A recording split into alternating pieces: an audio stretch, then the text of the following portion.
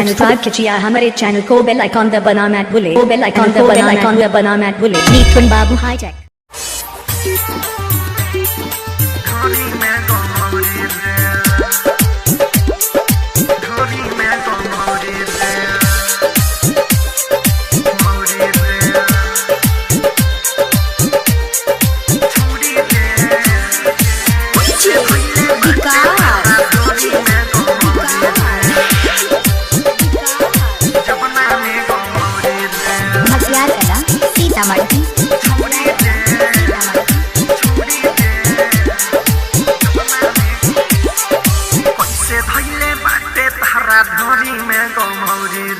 makeup पगले नाचे ओइले आज के रात में छौड़ी रे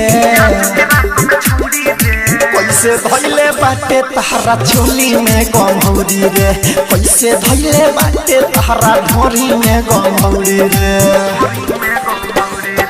सटन तनिका भिरी ओ में हाथ से दी खौरी रे कैसे भइले बाटे तहरा जवाना में गमौरी रे कैसे भइले बाटे तहरा ढोरी में गमौरी रे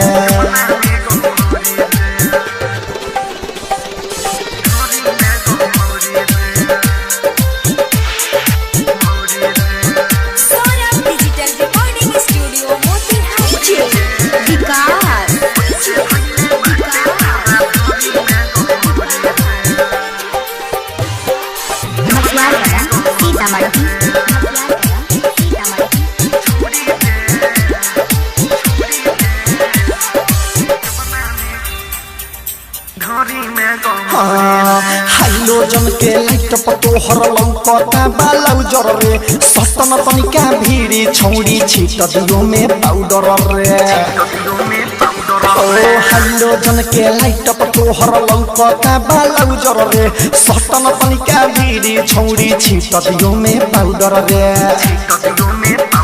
हन खरा देखइबे बाचे न पइबे आज के रात ते छौरी रे कैसे भइले बाटे तहरा दुनु में गमौरी रे कैसे भइले बाटे तहरा ढोरी में गमौरी रे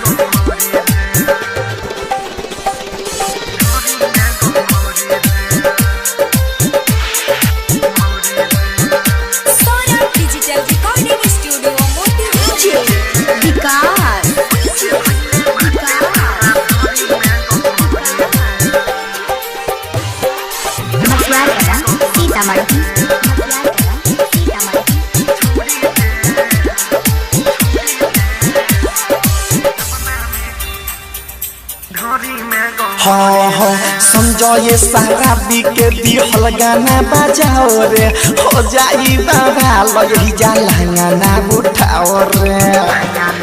ओ सौरभ ये सवरिया के दिहल गाना बजाओ रे हो जाई बाबा लही जा लहंगा उठाओ रे